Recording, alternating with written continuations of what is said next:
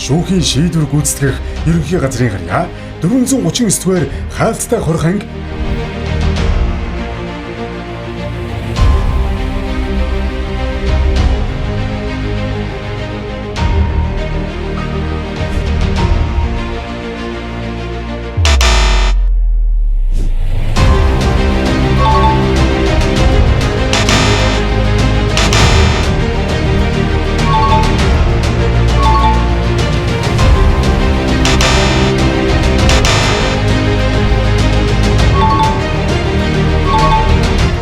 шүүхийн шийдвэр гүйцэтгэх ерөнхий газрын аюулгүй байдал цэргийн зохион байгуулалтын газраас өрнүүлж буй